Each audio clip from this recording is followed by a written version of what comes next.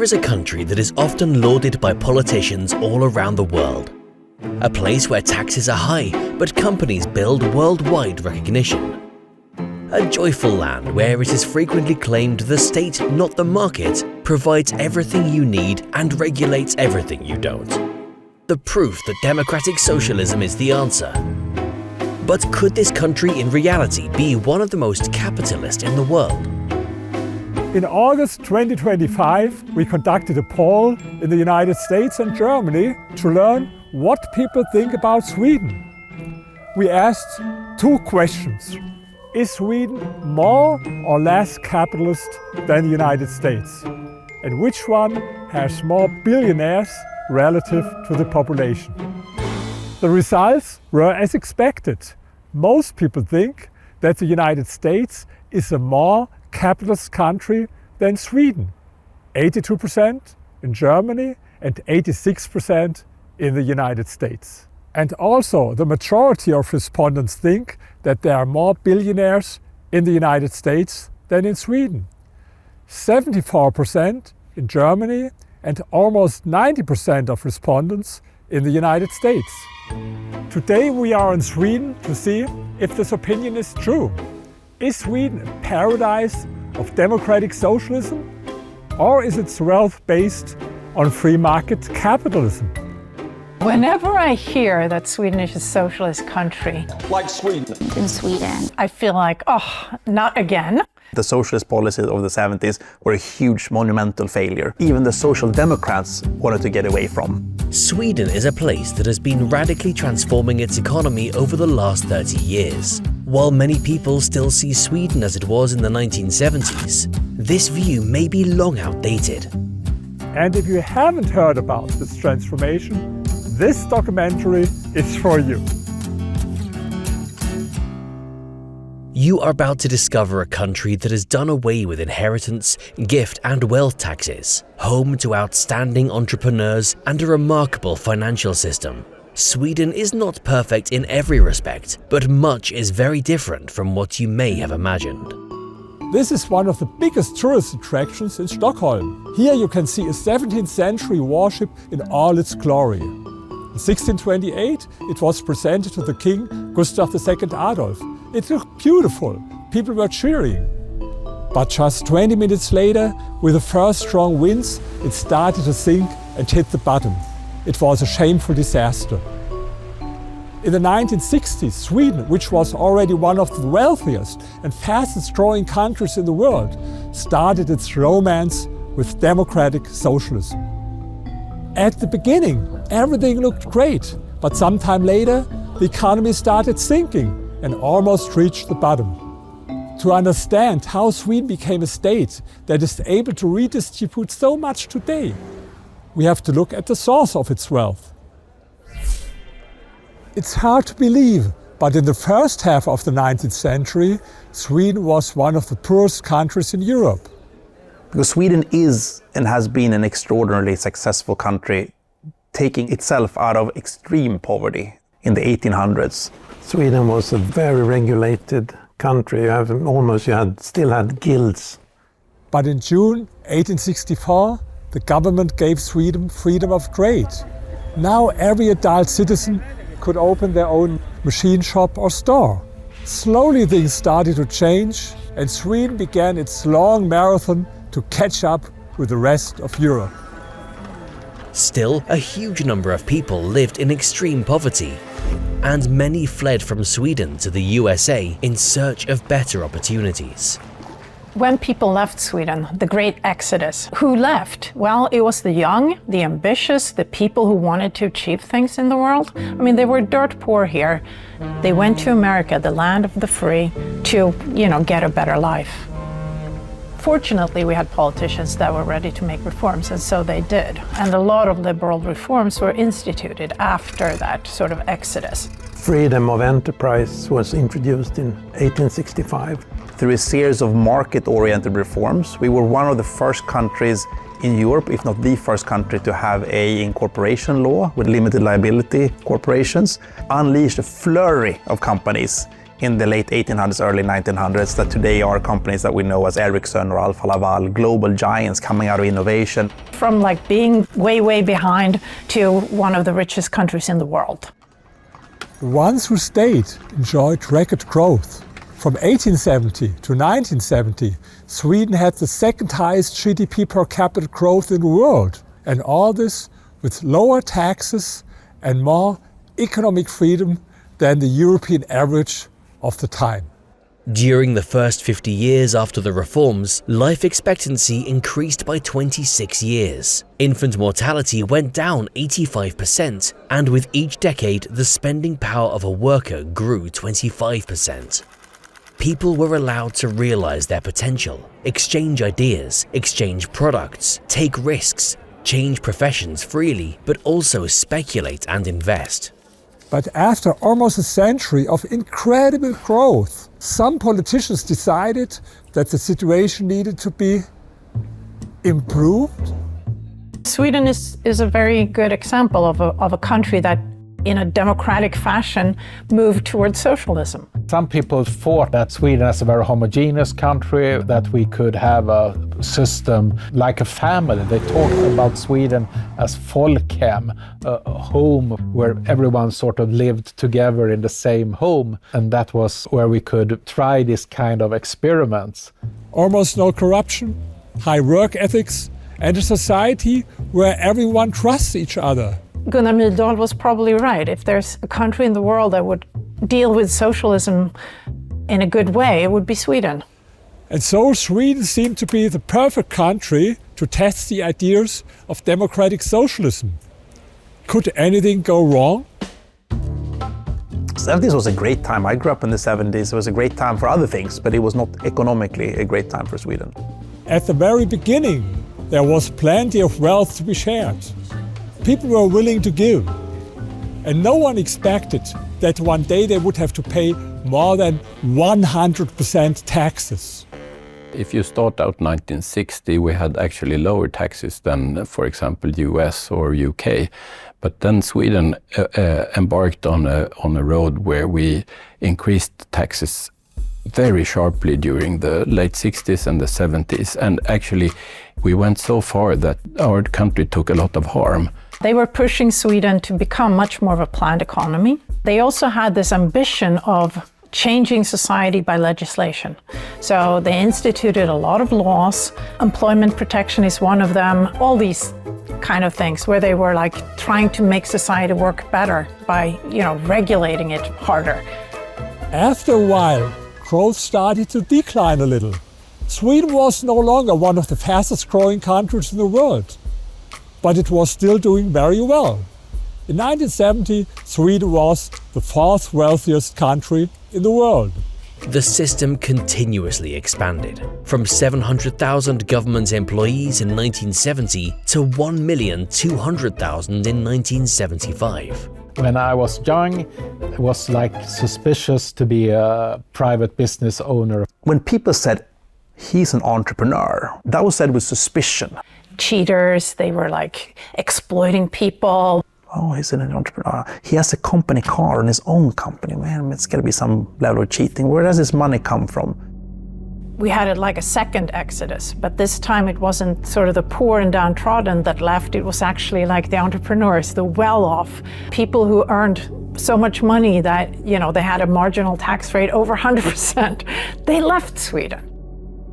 Of course, taking all their money and ideas and entrepreneurship with them. Ingvar Kamprad, the founder of IKEA, had not only to pay 85% income tax, but was also heavily taxed on his personal wealth. But he simply couldn't afford it. When he tried to sell some assets to pay all these taxes, the government imposed another new tax to make it even harder. This was the final straw, and Kamprad felt forced to leave Sweden. In January 1976, in this theater, the world-famous director Ingmar Bergman was arrested for suspected tax evasion. His house was searched, his passport confiscated, and he was grilled by the police for many hours. Finally, it became clear that he was not guilty. But it was all too much for him. After a mental breakdown, he spent over a month in hospital and decided to move to Germany. We had taxes on a level that they felt they were not welcome here anymore, and they used the possibility to move to countries having a more reasonable level of taxes. It's not hard to guess that none of Sweden's biggest companies were created during this era, and many ceased to exist. It no longer made sense to create and take risks. There is a point where there are no incentives to work, no incentives to innovate. Between 1970 and 1984, the public sector absorbed the entire growth of the Swedish workforce. The largest number of new jobs was created in social services. The entrepreneurs had less and less to say in their own businesses. The unions could decide a lot of things, for example, about the strategy of a company, as well as who to hire and who to fire. I think one of the big mistakes Sweden made was the politicians didn't understand the importance of entrepreneurs. They thought that we don't need them, they are a nuisance to have around, they're just creating a lot of envy and problems, they are not solidaristic. We can run companies without those guys, we can have an economy of business sectors without individual entrepreneurs. Sweden certainly made a lot of socialist reforms. At some point, even we had a government decision to try to make all of Swedish enterprise sneakily become socialized with something called löntagarfonder. In the 1970s, the idea of a wage earner fund was introduced. According to the rules, the company had to pay dividends to the unions that were later used to buy more shares in the same company. Step by step, the companies would belong more and more to the unions and less to the original owners. The unions wanted to own companies. A large part of the profit will have to be given to the trade unions, and you have to issue shares. So the better you performed, your company performed, the more rapidly you would lose your company. And eventually those businesses will be controlled by the unions. That was really sort of the drop, and it made Swedish businesses, for the first time in history, take to the streets. And we had like huge demonstrations. Tens of thousands of people actually marched to Swedish Parliament and protested. Over 100,000 people demonstrated in Sweden. I think it's quite extraordinary that business people go to the street and demonstrate. And I was even there myself. I was only 19 years at that time, but it was extraordinary experience to be part of that demonstration. At some point, radical socialist policies alienated even those who were sympathetic to the Social Democrats' project. Astrid Lindgren, the world-famous author of children's classics like Pippi Longstocking, always sympathized with the Social Democrats, but she felt outraged by the 102% marginal tax rate on her earnings in 1976. She expressed her anger in a satire on the Swedish tax system and published it in a tabloid newspaper. This picture is where the Minister of Finance reading that article. Pomperipossa was a witch in this story in the country that she called Monismanien, a country where the government actually taxed people more than 100%. Sweden's Minister of Finance, Gunnar Sträng, said that her numbers were wrong, and instead of writing about taxes, she should better go on writing children's books. But even Sweden's Prime Minister Olof Palme had to admit that Lindgren was correct and not his finance minister. He took a big hit for this, and this contributed to shift the tax debate in Sweden quite a lot. Exceptionally high taxes imposed on the rich are something that every socialist welcomes. But how is today's Swedish population responding to that question? In 2021, I commissioned another poll by one of the leading polling institutes in the world, Ipsos Mori. One question was about taxes. People had two alternatives. First, the taxes on the rich should be high, but not excessively high, because they have generally worked hard for their wealth and the state should not take too much away from them. And the second one, the taxes on the rich should not only be high, they should be very high. This way, the state can ensure that the gap between the rich and the poor does not become too great, here in our country. In France, more than 50% said that rich people should pay very high taxes, while only 19% said that rich people should pay moderate taxes. In Germany, it was similar. There were only 3 exceptions: Poland, Vietnam, and Sweden. In Sweden, almost half of the respondents chose the not excessively high option, while 32% wanted very high taxes. In the 70s, more and more companies only survived because of government subsidies. For private companies, tax deductions are now the only way to make any profit.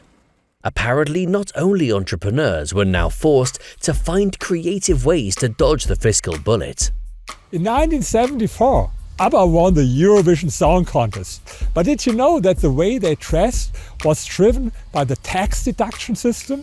This sounds strange, but they had to prove that their costumes were not for daily use. Otherwise, they were not income-related expenses.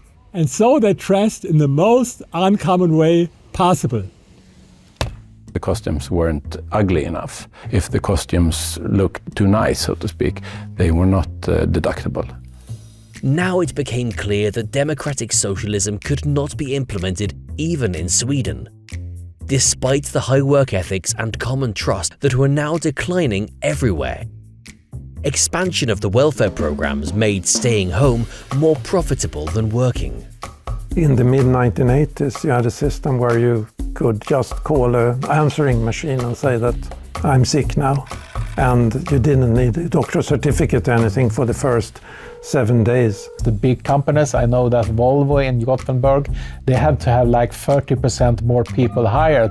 It would create a big problem if all persons that were hired came to the jobs the same day. There would not be enough parking spaces. And actually, you were paid more the first 7 days than if you had been working. Somehow, the world's healthiest nation was now the one that was declaring sick most often.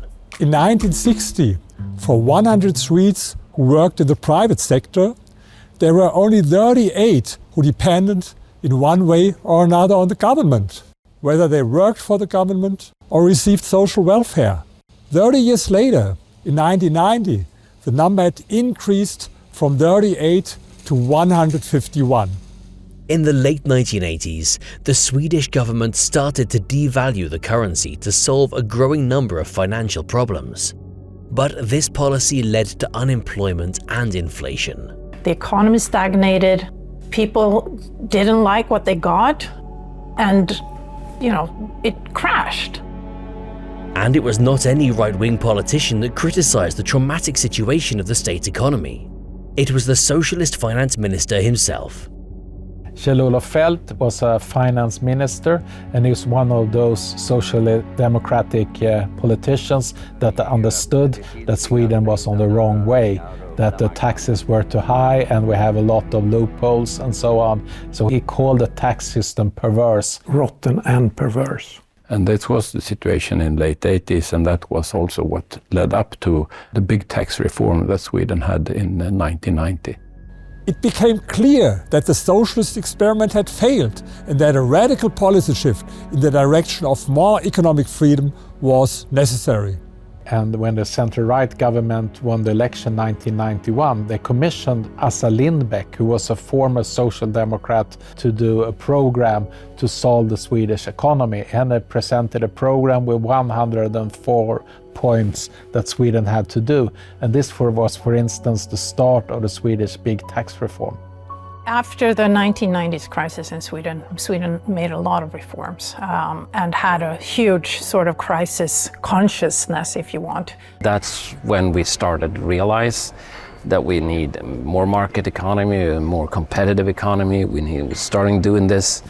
Sweden was, of course, not unique. It was part of an international movement to deregulate and to lower taxes. When that happened in the large countries, for a small export-dependent country like ours, it was impossible to stay outside and retain this close community when it comes to capital and incentives. The self-correction then in the late 80s and early 90s unleashed an unprecedented growth boom again in Sweden. Social spending is cut from 22.2 to 16.9% of GDP. Less and less money is being directed to support failing and badly run companies. We had a quite early reform of the telecom market. We opened up for cell phones. We actually unbundled the railway systems, and we opened up the electricity market. We have school vouchers that you can, even if you're not a rich person, you can choose a private school. Another reform changes the retirement plans, more closely linking them to market conditions and personal investments. But one of the most anti-socialist reforms was the one that brought Ingvar Kamprad, the IKEA founder, back to Sweden. In 2004, there was a vote in the Swedish parliament in December on the inheritance tax and gift tax. And all parties from the left to the right voted against the tax, and it was abolished. During the time we had the gift and inheritance tax, there was a very problematic issue for many people running their business. We had this enormous inheritance tax. So it was about 70% inheritance tax. There was so much planning at that time how to avoid these taxes to make the next generation to take over the company. So many companies couldn't be taken over by the next generation because it was too expensive. They did not have actual money in their hand. I mean, they had a company that was worth a lot of money, but all that money was bound into the company, so they could not convert that into actual money to pay the tax. A small company which had no big value, maybe it's easy. But as long as you had a sort of mid-sized company with 20 employees, turnover about 50 billion crowns, that would be very, very difficult. In some cases, they even had to actually sell their whole company just to be able to have a liquidity to pay the tax. And you have to pay it at a time where you have a crisis in the company, when someone perhaps had died recently. So a lot of companies didn't survive this transition. One of my sons would like to continue with the company, and I'm so happy for that. And I think that if he had to pay inheritance or death tax, no, I don't think he would be interested. He would not like to keep on, because that's too much of a step. And I'm just so happy that he still want to take over the company and continue running it. Since Sweden abolished the inheritance tax, entrepreneurs and people running businesses, they can focus on their business. They do not have to think about what will happen to my ownership when I get old and cannot run the business anymore. That spurred a whole flurry of entrepreneurial activity funded by venture capital and private capital that would never have happened before the abolishment of the net wealth tax and the inheritance tax. You can either use a machine saw and take part of this apple tree away as a tax, or you can take some of the apples. And if you take some of the apples, then you get more apples every year, and everyone gains of that. So lower taxes, higher tax revenues. With the market-oriented approach to economics, between 1995 and 2015, real wages grew 60% and disposable incomes grew about 49%. Regular Swedes are becoming wealthy. When it comes to wealth, not income, Sweden is surprisingly unequal. According to the Gini coefficient, Sweden is less equal than the United States, the UK, Canada, Germany, and a lot of other countries. But this is not bad. It's good for Sweden. In a place that has ever more millionaires, we could expect a higher amount of social envy. Somehow, Swedish society isn't planning on repeating the mistakes of the 70s. Based on our poll in 13 countries, we created a social envy coefficient. This shows how envious people are in each country. Take a look at this graph. The higher the number, the greater the social envy. France is number 1, followed by Germany. Sweden has the same low level as the United States. And in a few places, especially Poland and Japan, people are even less envious. Maybe we used to be more envious than we are today because we were more homogeneous. like 20 years ago. The tax burden in Sweden is now much smaller than it was. Still, it's one of the highest in the world, with the top tax rate for individuals of 57% and top tax rate for companies is 20.6%. Even though Sweden has a very high level of taxation globally as a percentage of GDP, we have created a tax system that is quite beneficial specifically for investments. The capital tax is not low. I would say mid to high range globally, but it's very easy to predict. It's very simple, very straightforward. According to a study published by the ECB, further increasing the taxes on labour would cause such harm that the new extra income would not be sufficient to equalise it. With the taxes on capital, the ECB stated that Sweden is on the wrong side of the curve. It means that the state could increase its income simply by lowering taxes. I know Professor Arthur Laffer in person, and I'm sure he will love these figures. He's a well-known economist behind the Laffer curve that shows that you can increase tax revenue by reducing tax rates. This is something socialists will never understand. But Sweden is only one of many countries that prove this works. This diagram shows that the tax to GDP ratio has decreased in Sweden. At the same time, tax revenue has increased. Somewhere around 700 billion higher tax revenue today than it was 25 years ago. Something has changed from before. You can actually work and become rich. You couldn't do that in the 70s and the 80s. I mean, you could win on lotteries or you could inherit money, but there was no way you could just work hard and get rich. And that has changed. The 2025 Index of Economic Freedom shows something that will surprise many. There are only 11 out of 176 countries in the world where economic freedom is greater than in Sweden. But 164 countries are less capitalist than Sweden.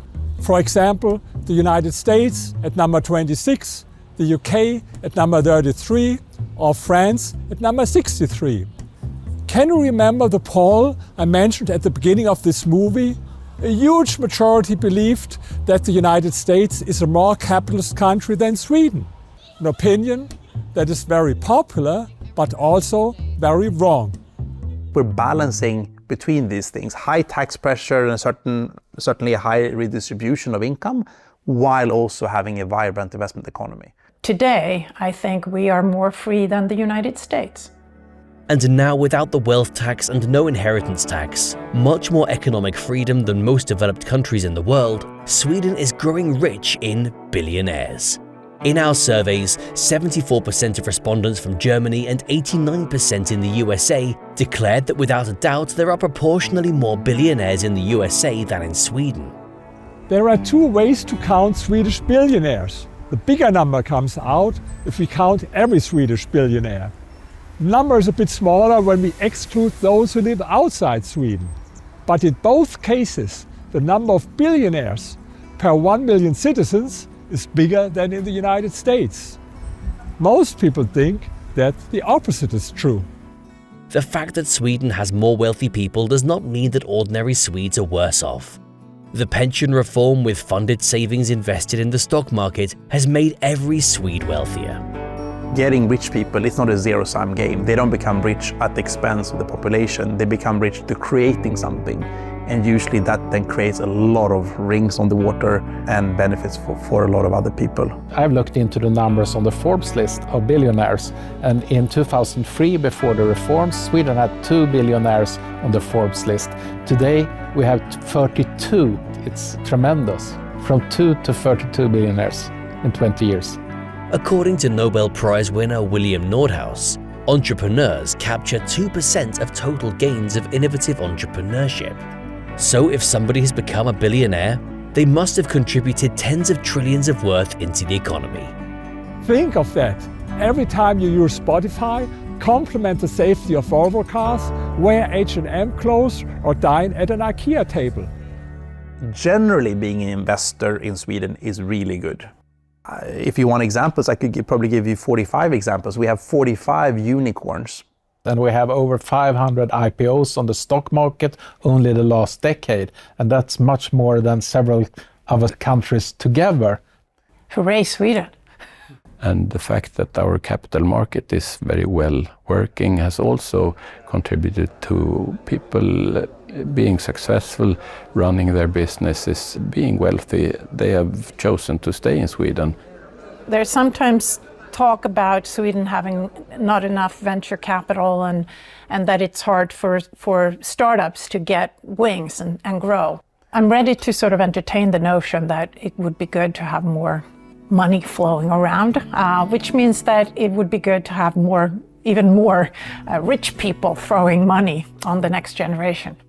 Perceptions of Sweden continue to be full of contradictions. A country of collectivists, where everyone is dreaming of being left alone. A peace-loving community that still remains one of the 13 largest arms exporters in the world. An egalitarian society that loves its royal family and has a bigger share of billionaires than the USA.